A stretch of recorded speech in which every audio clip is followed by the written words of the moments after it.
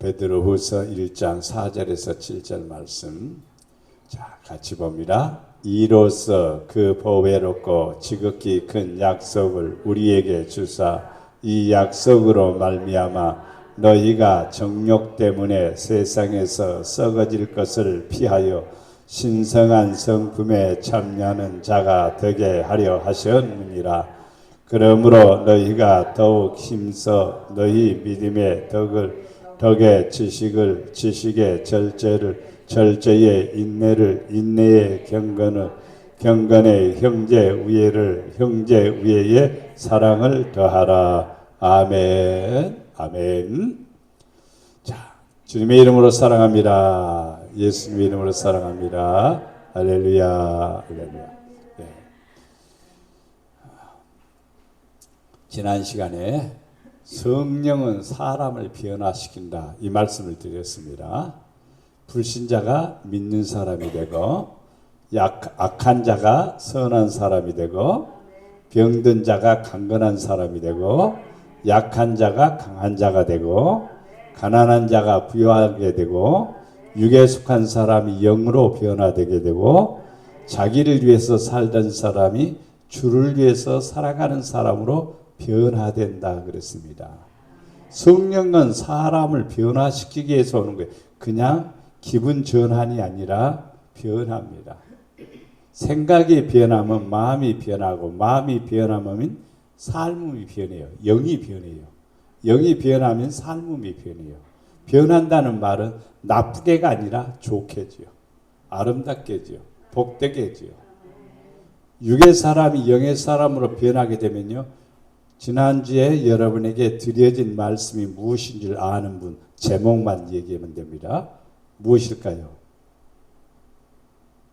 그래야 좋죠. 까맣게 이제야 그게 정상이죠. 예. 권세 가진 자. 성령으로 변화된 사람은 권세를 터득하게 돼요. 알게 되고 권세를 가지게 됩니다. 제자들이 성령 받기 전에는 권세가 일시적으로는 나타났어요. 전도할 때에 일시적으로는 나타나요. 그러나 그 권세가 그들에게 영원히 있지는 않아요. 그러나 오순절 다락방에서 성령을 받고 나음부터는 권세를 가지게 됐어요. 그 권세가 나타나게 됩니다. 그래서 미문의 안진뱅이에게 일어나 걸으라. 그러니까 걸어가게 되지요. 그러니까 사람들이 네가 베드로를 향해서 하는 말입니다. 네가 어떤 권세로 이런 일들이 일어났느냐라고 물으니까 내가 이상한 능력을 가지고 있는 것도 아니고 이상한 권세가 아니라 예수 그리스도의 권세다. 그러면서 성령의 권세로 그랬습니다. 성령의 권능으로 그랬습니다. 맞습니다. 우리가 성령 충만하면 사람은 똑같아요. 전에나 지금이나 변함없이 똑같은데 성령이 내 안에 들어오면요. 놀라운 변화가 일어납니다. 믿는 자가 되지요. 선한 사람이 되지요. 강한 사람이 되지요. 부유한 사람이 되지요. 영으로 충만한 사람이 되지요. 그리고 자기 자신이 나를 위해서 삽니까? 주를 위해서 삽니까? 주를 위해서 살지요. 가치관이 어디에 있느냐면요. 사람이 자기를 위해서 살다 가는 사람은 가장 보편적인 사람입니다. 그러나 남을 위해서 좀 사는 사람은 특별한 사람입니다. 남을 위해서, 다른 사람을 위해서 자기가 살아간다. 그 사람은요, 보람과 가치를 가지고 있습니다. 그러나 자기만을 위해서 사는 사람은 보람은 있을 수 있겠죠. 그러나 가치는 아니에요. 가치 기준은요, 남에게 뭐를 전가했을 때 가치가 있는 거죠. 가치는 기준이 다르죠. 자, 일반적인 돈하고 가치가 있는 것하고는 천지 차이지요. 우리는 이 땅에 살아가면서 성령을 충만히 받은 자가 되어서 뭐냐면 나를 첫째 변화시켜야 됩니다. 오늘은 두 번째 시간으로서 성령은 신의 성품으로 만들어준다. 신의 성품으로. 신의 성품에 관해서는요. 이 교회에 제가 처음 와서부터 얘기한 내용이고 지금도 이야기하고 아니면 제가 죽을 때까지도 이 얘기는 합니다. 모든 크리스찬들은 신의 성품에 참여해야 됩니다. 신의 성품에 참여하고 안 하고 하는 것은 선택이 아니에요. 이것은 필수적인 조건입니다. 신의 성품에 참여해야만이 눈이 열린 사람이고 신의 성품에 참여하는 자만이 하나님의 나라에 넉넉히 들어가는 거예요. 우리의 궁극적인 목적이 무엇입니까? 하나님의 나라에 들어가는 겁니다. 이 세상에서요 잘 살고 못 살고 하는 것이 우리의 목적은 아니에요. 예수 잘 안 믿어도요 우리보다 훨씬 잘 나가는 사람도 훨씬 많아요. 우리는 영혼이 잘 되는 것이 목적이에요. 우리의 영이 날로 날로 새로워지는 것이 목적이에요. 그래서 하나님의 나라에 넉넉히 들어가는 거예요. 그래서 저는 밤중에 이렇게 찬양을 들으면서 예수님 앞에 내가 만날 수 있을까? 예수님을 만날 수 있을까? 아이고 목사님인데 당연히 만나지. 너 오늘 새벽에 말씀드렸습니다. 외식하는 자, 주여 주여 하는 자, 병 고치는 자, 귀신을 쫓아내는 자, 누구 이름으로? 예수 이름으로. 그러는데 뭐라고 말한 거니? 나는 너를 모른다 그러는 거예요. 기가 막힌 일이죠. 왜 그랬을까라고 묻는다면요. 그들은 주님 뜻대로 안 했습니다. 주님의 이름으로 했는데 왜 주님 뜻대로 안 했느냐라고 묻는다면요. 있습니다. 저는 오래전에 그것을 발견했습니다. 저분은 분명히 능력 받았고 성령 받았고 그리고 역사가 일어나고 능력이 일어나구나. 그런데 주님 뜻대로 안 하는구나. 주님 뜻대로 안 하는 사람들의 공통점이 있습니다. 그게 뭐냐면 여 안에 욕심과 탐심과 이기심과 교만이 꽉 차 있는 거예요. 근데 능력은 나타나요. 왜 그게 있는데 능력이 나타나냐고 묻는다면요. 내가 능력이 있어서 나타나는 게 아니라 예수 이름으로 나타나는 거지. 나는 아무 상관없습니다. 예수 이름 때문에 기적이 나타나는 거예요. 근데 자기가 나타나는 것으로 착각하는 거예요.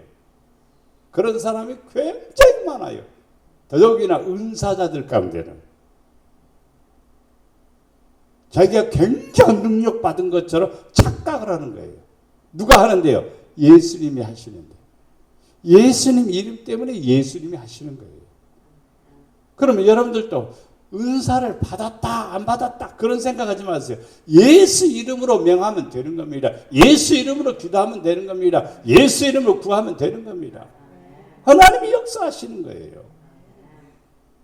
더 중요한 면은 내 안에 예수님을 모시고 살아야 됩니다. 그래서 신의 성품에 참여하는 성도가 되어야 됩니다. 오늘 본문의 내용을 보면 신의 성품에 참여하기 위해서는요. 첫째 코드가 있습니다. 약속을 가진 자입니다. 하나님하고 나하고 약속입니다. 너는 이 말씀대로 살아라. 예, 알겠습니다. 내가 이렇게 해주겠다. 알겠습니다. 약속을 가졌습니다. 며칠 전에 자동차 보험이 다 끝났습니다. 그래서 보험회사에 전화했어요. 보험이 끝났는데 잘 적정하고 적절한 보험회사에 견적을 빼서 나한테 보내주시오. 그래서 저한테 견적을 보내줬어요. 그래서 이 보험회사로 해주시오. 그러니까 거기서 그 보험회사로 해서 다 이렇게 보험이 들어왔습니다. 그런데 계산서가 다 나왔는데 내가 입금을 안 합니다. 입금을 안 하면은 약속이 이행이 됩니까? 안 됩니까? 절대로 이행이 안 됩니다. 입금하면 예, 계약이 완료됐습니다. 그러면서 보험 약관이 전화로도 오고 문서로도 오더라고요. 문서로도. 그래서 차에다 두는 거죠. 이제 나중에 이제 내가 어떤 일이 생긴다든가 문제가 생겼을 때는 보험회사에 전화를 하면은 보험해 보니까 대물배상이 2억이더라고요. 대물 배상이 2억, 2억까지는 해주는 거예요. 어디 가다가 내가 전봇대를 그냥 들어받아서 전봇대가 끊어졌다. 그럼 배상해야 됩니다. 그것은. 집에 또 모퉁이를 또 무너뜨렸다. 그러면 그것도 배상해야 됩니다. 그러면 2억까지는 해준다. 왜 해줄까요? 약속이기 때문에 그래요. 세상도 약속에 의해서 이루어집니다. 하나님과의 우리의 관계도 약속입니다. 그래서 예수님 오기 전에 주신 말씀은 구약이고 예수님 오신 뒤에 주신 말씀은 신약입니다. 약이란 말은 약속이란 말이에요. 구약의 약속이나 신약의 약속이나 동일합니다. 그래서 약속을 가진 사람은 신의 성품에 참여하기 위해서 뭘 하냐? 약속을 지키기 시작하는 겁니다. 왜 약속을 지키느냐? 정욕 때문에 세상에서 썩어져가는 것에 대해서 피하기 위해서입니다. 사람의 정욕이란 말은 우리가 얘기하면요, 이성적인 개념으로 생각하는데요, 성경에서 정욕이란 말을 이성적으로 표현하는 것은 극히 적어요. 이 정욕이란 말은 사람의 모든 욕심을 포함한 것입니다. 명예에 대한 욕심도 있지요. 돈에 대한 욕심도 있지요. 세상의 어떤 것을 즐기고 싶어하는 욕심도 있습니다. 쾌락에 대한 욕심도 있습니다. 육체의 욕심도 있습니다. 이런 욕심들이 수도 없이 우리 안에 있다 이 말입니다. 이것들은 우리를 썩어져 가는 것이에요. 그것들은 썩어져 가는 거예요. 썩어진다는 말은 부패한다 이 말이에요. 부패하는 데서 피해가기 위해서 그걸 버리는 거예요. 그래서 욕심이 잉태한 즉 죄를 낳고 죄가 장성하면은 사망을 낳느니라. 그러니까 이 정욕을 피하는 거예요. 정욕을 피해야만이 신의 성품에 참여할 수가 있습니다. 오늘 본문의 내용은 우리가 7절까지만 보았습니다. 근데 7절 이후로 여러분이 집에 가서 읽어보십시오. 12절까지 읽어보시면은 이것이 있는즉 그랬습니다. 이것은 뭐냐면은 8가지의 덕목이죠. 8가지의 아버지의 성품이죠. 아버지의 성품이 이 안에 있는 사람은 눈이 열린 사람이라. 그래서 갈 길을 안다. 하나님의 나라가 열렸다 이 말이죠. 그러나 이것이 없는 사람은 본디 소경이라 그랬습니다. 눈 떴는데 왜 소경이냐고 물으냐면요, 갈 바를 알지 못하기 때문에 그러는 거예요. 갈 바를 알아야 되죠. 하나님의 나라에 나는 넉넉히 들어갈 수 있다. 이렇게 가면 천국 가고 이렇게 가면 천국 못 간다. 그것이 구분이 돼야 되죠. 근데 그것이 구분이 안 된다면 우리는 소경이요. 그래서 구분이 되는 거죠. 왜? 이 8가지의 덕목을 가지고 있는 사람은 해야 될 것과 안 해야 될 것과 이런 것들이 다 구분되어 있지요.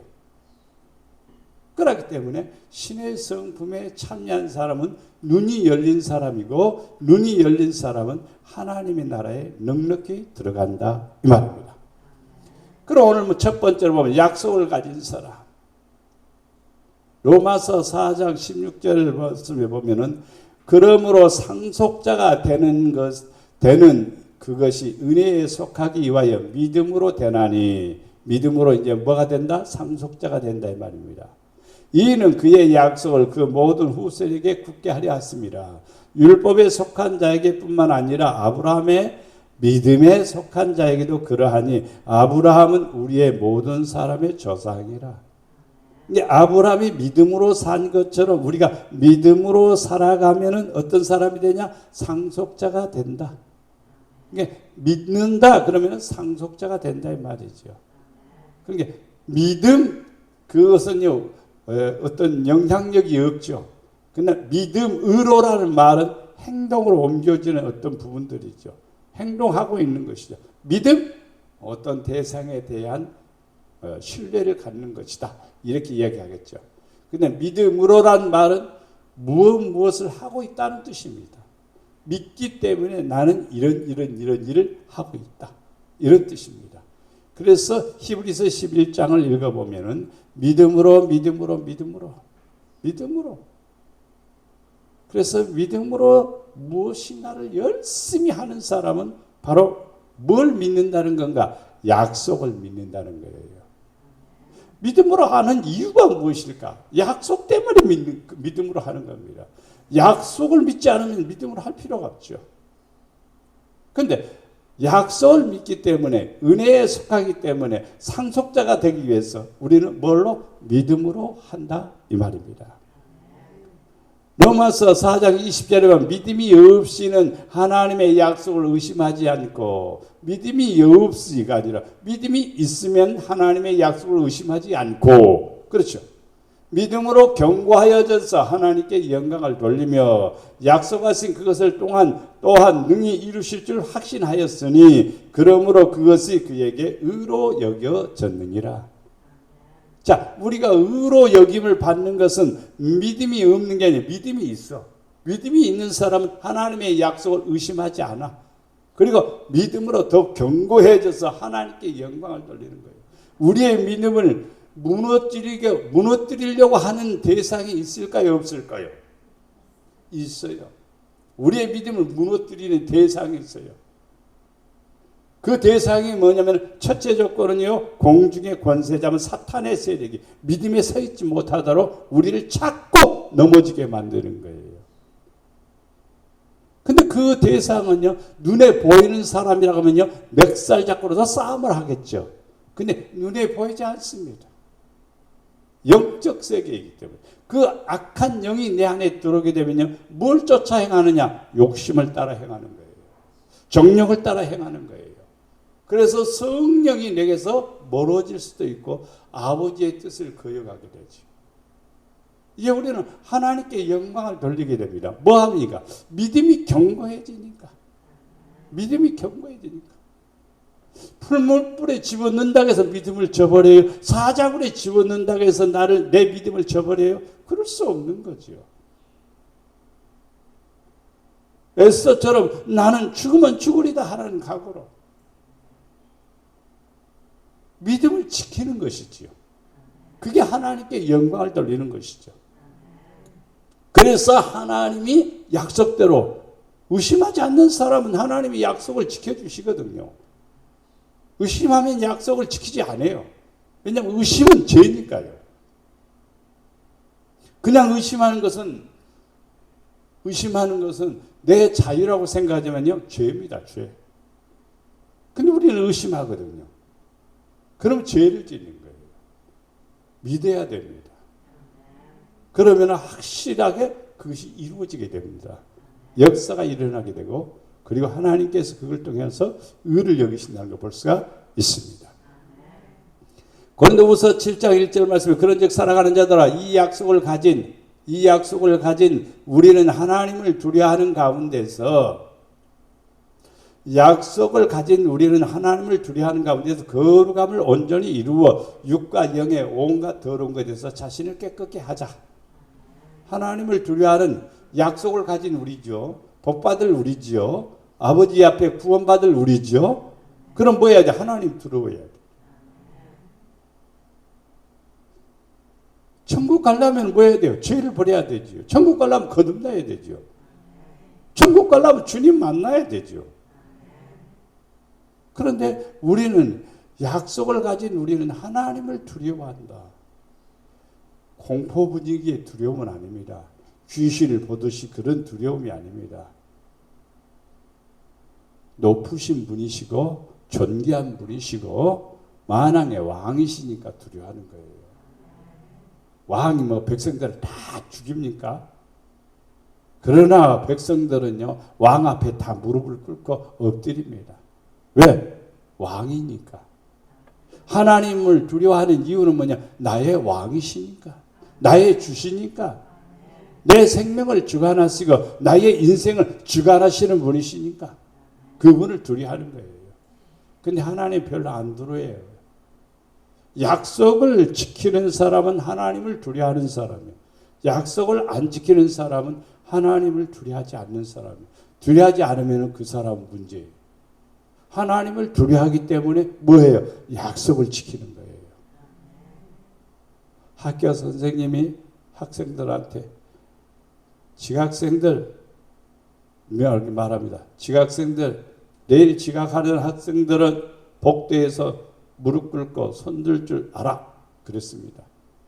근데 그 이튿날 학생은 아무 생각 없이 가다 보니까 지각을 했습니다. 지나가다 고구마 있으니까 고구마도 캐먹고 그러고 놀다가 학교에 갔습니다. 그러니까 늦게 갔습니다. 선생님이 뭐라 했을까요? 늦게 오는 사람은 복도에 무릎 꿇고 손 들고 있어. 그렇게 명령하면은 안 할래요? 할 수 있어요? 해야죠. 왜? 약속이기 때문에. 약속이기 때문에. 선생님이 숙제를 내었어요. 숙제 내주면 당연히 해야 되지요. 안 해도 된다고 말할 사람 아무도 없습니다. 해야 돼요. 숙제를 안 했습니다. 학교 갔습니다. 너는 왜 숙제 안 했어? 애기 보느라고 바빠서 못했어요. 그러면 칭찬해 줄까요? 칭찬 안 합니다. 손바닥 내. 손바닥 맞아요. 너는 왜 숙제 안 했어? 아버지가 심부름 시켜서요. 그래서 못했어요. 그것도 안 돼요. 나쁜 일 했습니까? 좋은 일 했죠. 그럼에도 불구하고 선생님은 아니야. 손바닥 내밀어. 또 떼. 선생님이 내준 숙제는 학생은 당연히 해야 돼요. 우리 신앙생활하는 성도들은요. 하나님을 두려워하는 거예요. 하나님을 두려워하는 거예요. 하나님의 약속을 믿는 거예요. 그러면 우리 자신이 어떻게 될까요? 깨끗해지는 거예요. 무엇으로 깨끗해지냐고요? 말씀으로 깨끗해지는 거지요. 그 어떤 것으로 깨끗게 될 수가 없어. 말씀을 지키는 것이 깨끗하는 거예요. 오염된 데가 있습니다. 그러면 우리가 조심해서 가야지요. 조심해서 가야 되죠. 차도 운행하다 보면요. 칠퍽칠퍽 하는데 그냥 획 가보세요. 차 엉망됩니다. 좀 천천히 가면 덜 하지요. 사람의 생각이죠. 우리 자신을 어떻게 해요? 지켜야 돼요. 깨끗하게 해야 돼요. 그래야 하나님 앞에 약속이 성취됩니다. 히브리서 9장 5절 말씀에 이로 말미암아 그는 새 언약의 중보사니 이는 첫 언약 때에 범한 죄에서 속량하려고 죽으사 부르심을 입은 자들로 하여금 영원한 기업의 약속을 얻게 하려 하십니다. 예수님이 이 땅에 오셨습니다. 근데 무슨 언약이냐면 새 언약의 중보자다 이 말입니다. 새 언약의 중보자는 말이냐? 첫 언약 때에 구약의 말씀들을 우리는 지켰느냐라고 묻는다면요. 거의 대부분의 1000명이면 1000명, 10,000명이면 10,000명이면 다 구약의 말씀을 어겼습니다. 다 범죄자들입니다. 다 죄인입니다. 근데 예수님께서 오셔서 우리를 뭐 했어요? 속량하셨어요. 죄에 대해서 죽으셨어요. 그리고 죄 가운데 있는 우리를 부르셨어요. 그래서 부르심을 입은 우리는요. 죄에서 사함받아야 돼요.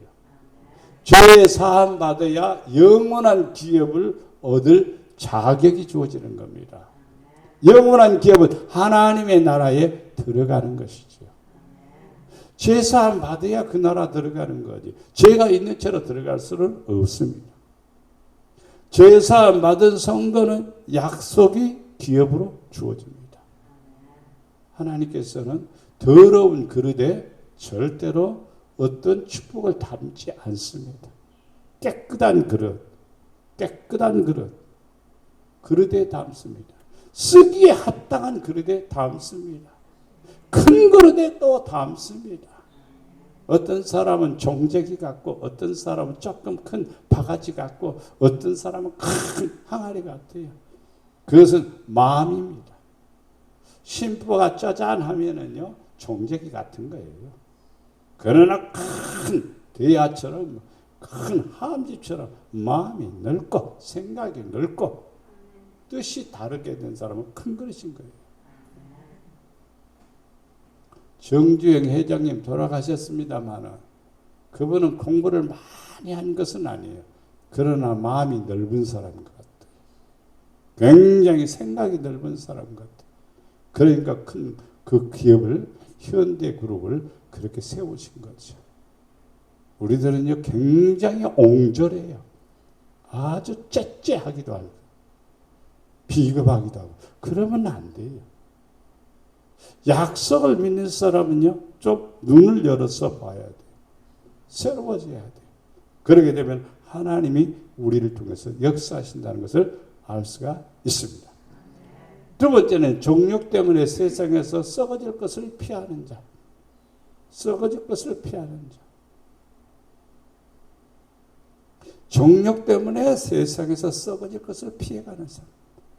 로마서 1장 24절에 보면 그러므로 하나님께서 그들을 마음의 정욕대로 더러움에 내버려 두사 그들의 몸을 서로 욕되게 하셨으니 정욕대로 그냥 놔두면은 마음의 정욕대로 자기 하고 싶은 대로 놔두면은 더러움에 내버려 두었으니 그들의 몸을 서로 욕되게 하였다. 사람이 보는 더러움이나 욕되면요 눈으로는 안 보이는 겁니다. 영적인 것이죠. 지멋대로 자기 멋대로 산다 하면은요 그것은 더러움에 빠진 거예요. 정욕대로 살아가기 때문에. 그러니까 자기 몸은 욕됩니다. 신앙생활도 마찬가지입니다. 로마서 7장 5절 말씀에 우리가 육신에 있을 때에는 율법으로 말미암아 죄의 종력이 되어 죄의 종력이 우리 지체 중에 역사하여 우리로 사망을 위하여 열매를 맺게 하였더니 그랬습니다. 오직 주 예수 그리스도로 옷 입고 종력을 위하여 육신의 일을 도모하지 말자. 죄의 종력이 우리 지체 중에 역사하면요 사망의 열매를 맺는 거예요. 지금 우리가 성령의 열매를 관해서 얘기를 합니다. 성령을 쫓아 살아가면은요 언약을 지키지요. 나 자신을 그리스도에게 복종시키지요. 그럼으로써 우리는 사망의 열매가 아니라 생명의 열매를 맺는 거예요. 생명의 열매를. 지구촌에 많은 나무들이 있고 많은 식물들이 있는데 씨앗이 떨어지는데 사망의 씨앗이 떨어진다고 봅시다. 그러면 이 식물이 지구촌을 다 오염시킨다고 해봅시다. 그럼 그걸 놔둘 수가 있느냐요? 자꾸 제거해야 되죠. 밭에서도 역시 마찬가지로 곡식을 방해하는 잡초들은 제거하는 거예요. 잡초들 그대로 놔두면 안 되죠. 왜? 곡식이 안 자라요. 그러니까 잡초들이 더 곡식에 먹어야 될 모든 영양분을 다 빨아먹어 버리는 거예요. 그리고 곡식이 제대로 자라지 못하고 또 열매를 맺지 못하지요. 그래서 뭐 해야 돼? 죄의 종력이 우리 지체 중에서 역사하여 사망의 열매를 맺는 이 잡초들을 다 제거하는 거예요. 그래서 생명의 열매를 맺게 하는 거예요. 그리스도인들은 무슨 옷을? 그리스도의 옷을 입고 정욕을 위해서 살지 않습니다. 여러분이 그리스도의 옷을 입었다면요 정욕의 옷을 입고 살지 정욕을 위해서 살지 않습니다. 육신의 일을 도모하지 않습니다. 왜? 그리스도의 옷을 입었으니까. 예수님 옷을 입었는데 여러분 망나니처럼 산다고 해봅시다. 그러면 이상한 일이지요. 아니면은 목사님이 가운 이렇게 있죠. 가운 아시죠? 목사님들이 가운 이렇게 성찬식 할 때 입는 가운. 그 가운을 입고 술집 가서 앉아서 기생하고 술잔을 나누면서 마신다고 해봅시다. 누가 보던지 한마디 할 것 같아요. 무슨 말을 할까? 말세야. 그럴 것 같아요. 그럴 것 같아요. 거룩한 옷을 입고 그가 있을 수는 없는 거지요. 그렇게 할 수 없는 거예요. 그럼 벗었으니까 또 망나니로 살도 안 되는 거예요. 의복은 외형적인 거지만은 우리의 지체의 모든 부분을 얘기하는 겁니다. 그리스도로 옷을 입은 사람은 정욕을 위해서 살지 않아요. 육신의 일을 도모하지 않아요. 오직 아버지의 영광을 위해서 살아가는 것이죠. 갈라디아서 5장 24절에 보면 그리스도 예수의 사람들은 예수 믿는 사람들은 교회 다니는 사람들은 육체와 함께 그 정욕과 탐심을 십자가에 못 박았느니라. 예수의 사람들, 여러분 예수의 사람들이지요. 그러면 육체와 정욕과 탐심을 십자가에 못 박았다 그랬습니다. 그런데 요게 또 살아요. 또 보면은요. 욕심이 육체와 함께 그 정욕과 탐심을 십자가에 못 박았다. 그러면 죽었다는 뜻이죠. 근데 이놈이 정욕이 살고 탐심이 산다 이 말이에요. 우리 육체 안에서 다시 일어나요. 그러면 안 되죠. 그래서 사도 바울은 뭐라고 합니까? 나는 날마다 죽노라. 사도 바울도 육체의 생각이 아이고 십자가 져야 되는데 순교해야 되는데 가고 싶을까요? 안 가고 싶을까요? 가자 하고 가는 거예요. 근데 방해하는 요소들이 많이 있는 거예요. 그래도 가는 거예요. 바로 성령이 충만하기 때문이죠. 일반 사람들은요, 갈등과 고민에 빠집니다.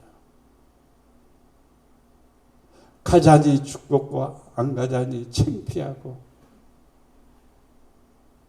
가자니 내가 아플 것 같고, 매 맞고 채찍에 맞고, 그리고 비방을 받고 옥에 갇히고 수많은 채찍을 맞고, 그거 어떻게 감당해? 나 못해요. 그럼 뭐 해야 돼요? 포기해야 돼요? 주님을 부인해야 돼요? 그럴 수 없지 않아요. 우리 주님은요, 다 모든 성도들 다 그렇게 원하지 않아요. 아주 특별한 사람들만 그렇게 원하시죠. 그러나 우리 주님께서 원하시는 게 있습니다. 정욕과 탐심을 십자가에 못 박았다. 누가? 믿는 사람은. 예수님의 사람들은, 성령 받은 사람들은 정욕과 탐심을 십자가에 못 박았느니라. 디모데후서 2장 22절에 보면 또한 너는 청년의 정욕을 피하고 주를 깨끗한 마음으로 부르는 자들과 함께 의와 믿음과 사랑과 화평을 따르라. 정욕을 피하고, 항상 정욕은 앞에 있습니다. 피해가는 거예요. 어떤 마음으로? 깨끗한 마음으로 의와 믿음과 사랑과 화평으로 주님을 따르는 거예요. 주님을 따르는 게 뭐냐? 의와 믿음과 사랑과 화평을 쫓아가는 거예요. 그게 바로 주님을 따르는 겁니다. 베드로전서 4장 2절 말씀에 그 후로 다시 사람의 정욕을 따르지 않고 하나님의 뜻을 따라 육체의 남은 때를 살게 하려 함이라. 사람이 정욕을 따르지 않고 육신의 소욕을 따라 살지 않고 하나님의 뜻대로 살아가는 거예요. 육체의 남은 때입니다. 여러분 시간이 얼마나 빨리 지나가는지 순간이에요. 순간이요. 뒤돌아보면요. 여러분요. 얼마 안 있으면요. 80, 90 다 되는 거예요.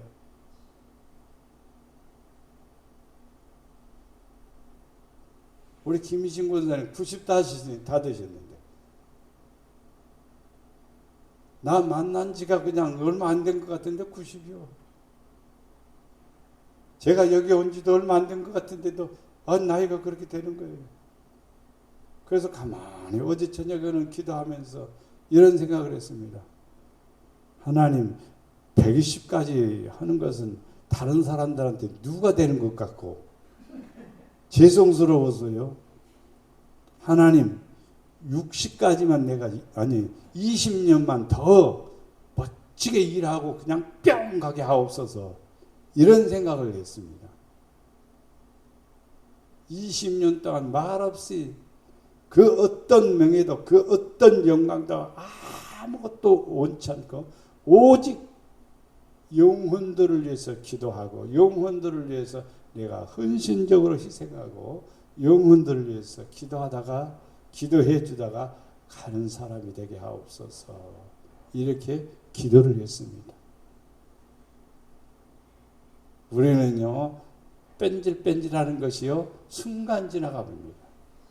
뺀질뺀질하는 건 2년, 3년, 10년 빡 지나가 버려요. 금방 지나가 버립니다. 그러면 내가 왜 이렇게 살아왔지? 내 평생 살아온 길 뒤돌아보면 부끄러운 것뿐인 거예요. 베드로전서 4장 3절 말씀에 너희가 음란과 정욕과 술 취함과 방탕과 향락과 무법한 우상 숭배를 하여 이방인의 뜻을 따라 행한 것은 지나간 때에 족하다. 이제는 그렇게 하지 말자 이 말이죠. 마지막에 신성한 성품에 참여하는 사람이 됩니다. 하나님의 성품에 참여하는 것입니다. 첫째는 믿음이지요. 네게 있는 믿음을 하나님 앞에 스스로 가지고 있으라. 자기가 옳다 하는 바로 자기를 정죄하지 아니하는 자는 복이 있도다. 맞아, 할렐루야, 있습니다. 이런 사람은 하나님 앞에 정죄를 받지 않습니다. 근데 맞다는 말도 안 하고 아버지 말씀대로 살겠습니다 하는 말도 안 하고 그런 믿음이 없는 사람이에요.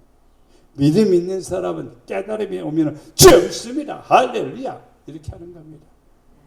사기꾼들의 말을 들어서 몇 수십억씩 어떤 분은 뭐지 사기를 쳤는데 몇 사람한테 쳤는데 100매덕을 쳤다고 그럽니다. 그럼 사기 당한 사람 100매덕을 쳤으면요 그 100매덕을 자기가 얻을 수가 있느냐 이 말이에요. 찾을 수가 있느냐면 찾을 수 없어. 사기 당했으니까. 인생을 그렇게 사기 당하는데도요 사람들은 모르고 있습니다. 하나님 앞에 자기 스스로 확신을 가져야 돼. 말씀대로 하게 되면 정확하죠. 왜? 말씀은 빗나가지 않으니까. 두 번째 덕입니다. 그러므로 우리가 합행하는 일과 서로 덕 세우는 일에 힘쓰라니. 우리 각 사람이 이웃을 기쁘게 하되 선을 이루고 덕을 세우도록 할지니라. 각 사람이 이웃을 기쁘게 하되 덕을 세우도록 하라 그랬어요. 선을 이루고 덕을 세우도록 하라. 사람이 덕이 있다는 것은요 남에게 존경을 받고 남에게 일을 받아야 돼요. 남에게 그래도 저분 괜찮아요. 저분 참 좋은 분이요. 이런 덕을 쌓아야 돼요. 그거 만들어가는 거예요. 그것은요. 그리고 노력해야 돼요. 그걸. 그렇지 않으면 덕이 이루어지지 않습니다. 그 다음에 지식입니다. 내 백성이 지식이 없으므로 망하는도다. 무슨 지식일까요? 세상의 지식이 아닙니다. 하나님을 아는 지식입니다. 하나님을 믿는 지식입니다. 근데 망하는도다. 네가 지식을 버렸다. 하나님 아는 거 버리는 거예요. 왜 귀찮아요? 아니, 목사님 주장창 기도하라고 목사님 이렇게 하라고 저렇게 하라고 하는데 짜증나. 이런 사람 있을까요? 그러면 안 돼요. 하나님 말씀 버리면 하나님을 버리면 하나님 아는 것을 버리면 나도 너를 버린다 그랬어요. 내 제사장이 되지 못하게 할 것이라고 그랬어요. 지난 주일에 제사장이 되어야 권세가 있다고 그랬어요. 왕 같은 제사장이 되라고 그랬어요. 근데 제사장이 되지 못하는 거예요. 왜? 하나님을 버렸으니까. 제가 예를 들어서 하나님은 없다 해봅시다. 아니, 목사님이 하나님이 없다 그랬다가는요.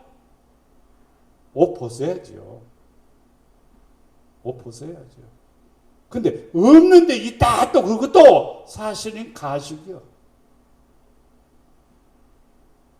하나님을 만나야 되고 예수님도 만나야 되고 성령님도 만나야 되고 만나야 그분을 아는 거죠. 지식의 개념으로 아는 게 아니에요. 하나님은 어떤 분이냐. 지금 조직신학 여기에 우리 유튜브에 올려놨죠. 전도사님이 잘 올리는 것 같아요. 내용도 괜찮습니다. 아주 간단하게 이해시게끔 여러분에게 강의하는 것 같아요. 여러분들 시간 내서 꼭 보셔야 돼요. 그 알아야 돼요. 누구를 알아요? 하나님을 알아야 돼요. 그 하나님을 알게 되면 그 하나님이 나에게 힘이 되는 거예요. 아는 것이 힘이다. 하나님을 알면 알 만큼 힘이 되는 거예요. 이새의 집에 8명의 아들이 있지만은요, 8명의 아들이 있지만은요, 큰아들하고 막내 아들 다윗하고 차이점이 뭐냐 이 말이요. 큰아들은 하나님을 몰라요. 하나님을 몰라요. 그러면 이새가 식구들 모아놓고 예배 드릴 때 예배 안 드렸을까? 드렸죠. 드렸죠. 전혀 하나님을 모르는 집안이 아니다 이 말이에요. 근데 엘리압은 하나님을 모르는 거예요. 근데 다윗은 압니다. 다윗은 압니다. 양을 치면서 양무리들을 짐승들이 와서 해코지하면은 그 양무리들을 물리치면서 하나님은 나의 목자시니 나는 그의 기르시는 양이다. 나를 푸른 초장으로 인도하시는 분이시다. 자기가 양들을 푸른 초장으로 데리고 갔거든요. 또 양들을 물을 먹이기 위해서 잔잔한 물가로 데리고 갔거든요. 그리고 양들을 데리고 가면서도 험한 길도 갑니다. 그러나 그 험한 길을 통과하면은요, 푸른 초장이 있기 때문에 거예요. 그래서 푸른 초장을 다 험한 그 골짜기를 통과해서 푸른 초장으로 들어가니까 온수의 목전에서 상을 베푸시는 큰 밥상이 열리는 거예요. 그게 다 뭘까요? 그냥 시인들의 고백이 아니라 경험입니다. 어떤 작가들은 그것을 경험하기 위해서 실질적으로 그 현장에 들어가서 막 부딪혀 봐가지고 그걸 글로 쓰는 사람들이 있어요. 지식을 알아요. 하나님을 아는 지식. 이것도 성령께서 주시는 겁니다. 베드로 설교 못합니다. 근데 성령이 들어오니까 아다다다다다다다다다다 창세기부터 그냥 쭉 얘기하니까 저 사람이 고기나 잡을 줄 알았는데 저 사람이 무식할 줄 알았는데 저렇게 똑똑하냐고. 그렇게 되는 겁니다. 저도 그랬습니다. 중학교 때 설교를 했어요. 고등학교 때 강단에서 어른들 설교를 했어요. 뭐 신학을 공부한 게 아니잖아요. 뭐가 오니까 성령이 오니까 하나님이 알아지는 거예요. 하나님이 보여지는 거예요. 그러니까 증거하는 거예요.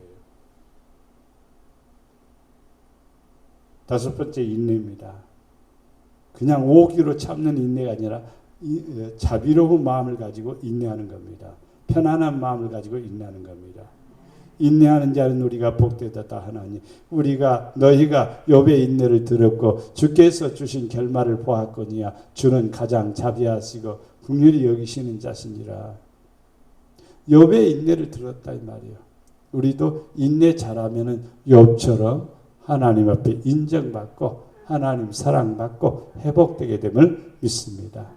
경건입니다. 우리를 양육하시되 경건하지 않는 것과 이 세상의 정욕을 다 버리고 신중함과 의로움과 경건함으로 세상에 살고 복스러운 소망과 우리의 크신 하나님 구주 예수 그리스도의 영광이 나타났음을 기다리게 하셨으니 그가 우리를 대신하여 자신을 주심은 모든 불법에서 우리를 속량하시고 우리를 깨끗하게 하사 선한 일을 열심히 하는 자기 백성이 되게 하려 하심이라. 하나님은요 우리를 삼으시겠어요. 어떤 좋은 일 열심히 선한 일 멋지게 할 수 있는 사람으로 우리를 부르셨어요. 그 일을 위해서는요 경건해야 됩니다. 그리고 세상의 정욕 버려야 됩니다. 하늘의 소망을 품고 일을 해야 됩니다. 예수님이 우리를 위해서 주셨기 때문에 속량했기 때문에 우리도 주를 위해서 열심히 살아가는 겁니다. 그러면은 경건한 성도가 됩니다. 형제 위에 너는 형제를 마음으로 미워하지 말고 내 이웃을 반드시 견책하라. 그러면 네가 그에게 대하여 죄를 담당하지 아니하리라. 형제가 잘못하고 있습니다. 근데 아무 소리 않고 지나가면 안 되죠. 견책합니다. 듣기 싫을 거죠. 왜 그렇게 합니까? 라고 야단치면요 듣기 싫어요. 저도 그렇게 좀 표현한 편이라서 좀 나를 좋아하지를 않는 분들이 있어요. 설교가 상당히 직선적일 때가 많아요. 그래서 사람들이 싫어할 때가 많아요. 두리뭉실하고 그런 얘기 좀 안 하고 좀 다른 재밌는 얘기는 하지. 그럼 정치 얘기할까요? 정치 얘기하면은요, 저는 우리 딸한테 혼납니다. 그래서 정치 얘기는 안 합니다. 그럼 세상 얘기하나요? 세상 얘기는 여러분이 더 잘 알아요. 그런 거 할 필요도 없습니다. 성도들을 바르게 세우기 위해서는 꾸짖을 때가 있고 견책할 때도 있고 야단칠 때도 있고 또 달랠 때도 있습니다. 근데 야단치면은요 거의 대부분이 삐지더라고요. 삐져요. 기득권이 자기에게 있는 것으로 착각을 하는데 기득권은 자기에게 있는 게 아니에요. 기득권은 누구에게 있느냐면 하나님에게 있죠. 누가 권세자입니까? 성도가 권세자입니까? 제사장이 권세자입니까? 배웠잖아요. 제사장이 권세자입니다. 성도는 권세가 없습니다. 근데 성도가 하나님 말씀대로 주님의 뜻대로 열심히 살아가면서 제사장의 직분을 감당하고 있다는 의미를 가질 때 그에게도 권세가 나타나는 거예요. 형제 위에 네가 그에 대하여 죄를 담당하지 않아. 내가 말하지 않으면 그 죄를 내가 짊어지는 거예요. 왜 말 안 했냐고. 죄 책임 추궁을 가르치는 거예요. 학생들이 공부 못해갖고 다 대학교도 못 가고 다 떨어지면 누구 책임이요? 담임 책임이지요. 왜 그렇게 가르치냐고 야단 맞을 수 있죠. 근데 서울대학교도 들어가고 어디 연대도 들어가고 뭐 고려대도 들어가고 좋은 대학교 들어가면 와 담임 선생 인기 짱이지 뭐. 왜? 잘 가르쳤다 이거지. 나는 우리 목양의 성도들 한 사람도 나고자가 없고 하나님의 나라에 넉넉히 들어가는 성도, 복받는 성도가 되기를 저는 원합니다. 그래서 꾸지람을 들을 때 아멘, 책망을 들을 때도 할렐루야, 견책을 받을 때도 할렐루야. 목사님은 맨날 나만 괴롭힌다고. 그런 소리 하지 마십시오. 말씀에 반듯하게 세우면요 칭찬받습니다. 말씀이 효과가 있는 거죠. 마지막에 사랑입니다. 너희가 서로 사랑하면 이로써 모든 사람이 너희가 내 제자인 줄 알리라. 서로 사랑하면 뭐가요? 예수님 제자입니다. 베드로전서 1장 22절에 너희가 진리를 순종함으로 너희 영혼을 깨끗하게 하여 거짓 없이 형제를 사랑하기에 이르렀으니 마음으로 뜨겁게 서로 사랑하라. 그렇지. 진리를 순종하면은요 영혼이 깨끗해지는 거예요. 근데 진리를 순종하지 않으면요 영혼이 더러워지는 거예요. 진리를 순종하는 사람은요 뭘 순종하냐 이 말이에요. 형제 사랑하는 일을 하는 거예요. 형제 사랑하는 일을 하는 사람은 진리에 순종하는 사람이에요. 형제 사랑하고 나면 마음은 편안합니다. 그리고 하나님께서 우리를 또 사랑해 주십니다. 이제 정리해 봅니다. 약속을 가진 우리입니다. 하늘에 대한 약속을 가진 우리입니다. 하나님의 나라의 약속을 가진 사람들입니다. 그러면 하나님에 대한 약속을 가진 사람은 뭘 피해야 됩니까? 정욕을 피해야 됩니다. 왜냐하면 썩어질 것이니까. 정욕을 피해야 돼요. 왜요? 썩어질 것이니까. 썩지 아니할 것이 있습니다. 그게 생명입니다. 영원한 하나님의 나라입니다. 그러니까 정욕 때문에 세상에서 썩어질 것을 피해야 돼요. 그 피해 나가는 방법이 무엇인가? 신의 성품에 참여하는 거예요. 신의 성품에 참여하는 성도는 믿음으로 사니까 정욕을 버리고 덕이 있으니까 세상에 썩어지는 것도 다 상관이 없죠. 지식이 있습니다. 하나님 기뻐합니다. 절제합니다.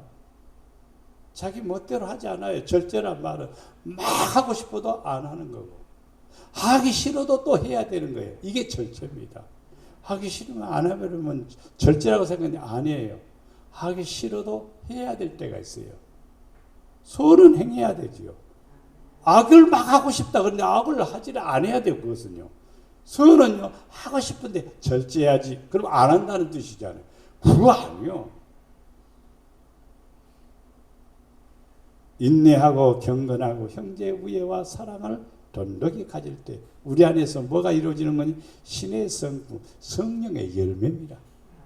신의 성품, 성령의 열매가 내 안에 이루어지게 되면 영안이 열린 자고 또 하나님의 나라에 넉넉히 들어가는 성도가 되면 믿습니다. 기도하겠습니다. 사랑과 은혜가 풍성하신 아버지 하나님, 성령께서는 우리의 안에 오셔서 신의 성품으로 만들어주기를 원합니다. 성령이 내 안에 들어오면 약속이 믿어지고 약속을 부여잡고 그 말씀 부여잡고 하나님의 뜻을 이루어갑니다. 우리의 모든 종욕을 다 썩어져가는 구습과 함께 다 버리고 성령을 쫓아 살기를 원합니다.